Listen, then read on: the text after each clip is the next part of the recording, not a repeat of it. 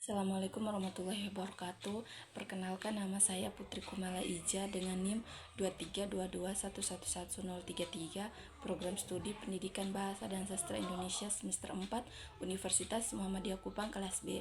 Pada video kali ini saya akan menanggapi novel yang telah saya baca, yaitu novel yang berjudul Siti Nurbaya karya Mara Rusli, Kasih Tak Sampai.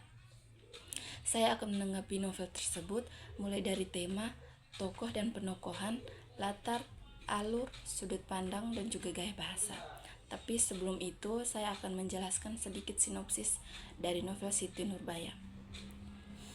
Kisah ini berawal dari sebuah kampung di kota Padang. Ada sepasang kekasih bernama Siti Nurbaya dan Samsul Bahri.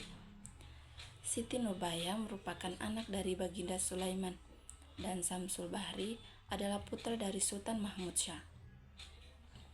Samsul Bahri dan Siti Nurbaya harus berpisah karena Samsul Bahri harus melanjutkan pendidikannya di Batavia.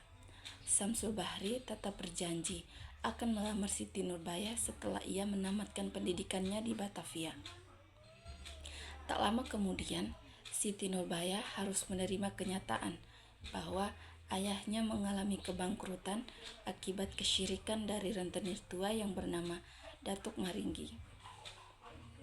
Sehingga Siti Nurbaya dan ayahnya jatuh miskin dan tak sanggup membayar hutang-hutangnya kepada Datuk Maringgi. Datuk Maringgi mendesak Baginda Sulaiman yang sudah tak berdaya untuk membayar hutang-hutangnya. Datuk Maringgi ini berkata bahwa utang-utangnya dikatakan lunas jika Baginda Sulaiman mau menyerahkan Siti Nurbaya kepadanya. Demi keselamatan ayahnya, Siti Nurbaya terpaksa menerima kawin dengan Datuk Maringgi sebagai penebus utang-utang ayahnya. Padahal Siti Nurbaya sedang menjalin hubungan dengan kekasihnya, yaitu Samsul Bahri.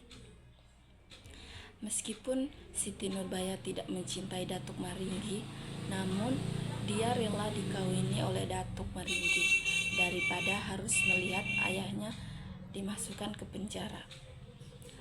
Akhir dari cerita novel Siti Nurbaya ini adalah Siti Nurbaya meninggal dunia karena memakan lemah yang beracun dari Datuk Maringgi, sementara Samsul Bahri menjadi seorang letnan dan meninggal dunia setelah berhasil membunuh Datuk Maringgi. Berikutnya, langsung saja saya akan menanggapi novel Siti Nurbaya. Yang pertama adalah tema. Tema yang saya ambil dari novel Siti Nurbaya adalah tema percintaan, yaitu cinta yang tak terbalaskan. Novel Siti Nurbaya mengisahkan kisah cinta Siti Nurbaya dan Samsul Bahri yang terhalang oleh rintangan. Keduanya saling mencintai, namun takdir memisahkan mereka.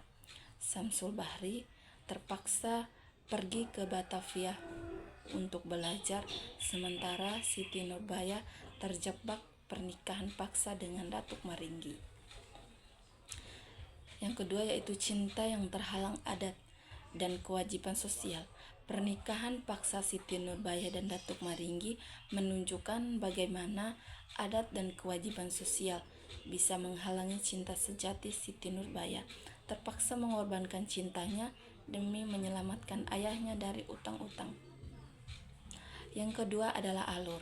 Alur dalam novel Siti Nurbaya adalah alur maju karena menggambarkan kehidupan Siti Nurbaya dan Samsul Bahri dari awal hingga akhir, dan hingga akhirnya keduanya meninggal. Yang ketiga adalah tokoh dan penokohan. Tokoh yang pertama adalah Siti Nurbaya yang merupakan seseorang yang berparas cantik, budi yang baik, yang rela berkorban demi ayahnya.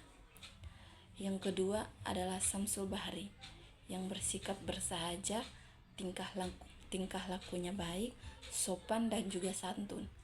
Yang ketiga ada Datuk Maringgi, yaitu seorang rentenir tua yang tidak pernah puas dengan hartanya, licik dan juga serakah. Yang keempat ada Sultan Mahmud Syah, bersikap baik, penyayang dan adil. Yang kelima ada Baginda Sulaiman yang bersikap pasrah pada nasib dan kurang bijak dalam mengambil keputusan. Ada juga Pak Ali, seorang yang suka menolong dan juga tulus. Ada juga Siti Maryam yang penuh kasih dan sayang. Ada juga Siti Halimah yang perhatian dan baik hati. Ada Tuan Scott yang sangat patuh terhadap pemerintahan. Dan yang terakhir ada Letnan Jens van Sta, lucu dan bergembira. Yang keempat adalah latar.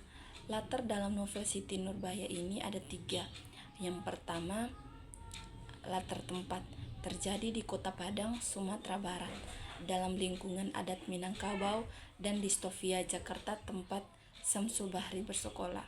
Yang kedua adalah latar waktu, pada awal abad ke-20 Kota Padang, Hindia Belanda. Yang ketiga adalah latar budaya, di mana masyarakat Minangkabau yang masih menggunakan budaya yang masih sangat kental. Yang kelima adalah gaya bahasa. Bahasa yang digunakan dalam novel Siti Nurbaya adalah bahasa Melayu klasik yang digunakan masyarakat Padang pada saat itu, seperti kata baginda dan juga saudagar. Yang terakhir adalah sudut pandang. Dalam novel Siti Nurbaya, pengarang menggunakan sudut pandang orang ketiga, yaitu ia, dia, dan mereka, untuk menggambarkan tokoh-tokoh dalam cerita. Sekian yang dapat saya jelaskan, yang dapat saya tanggapi. Kurang lebihnya saya mohon maaf. Assalamualaikum warahmatullahi wabarakatuh.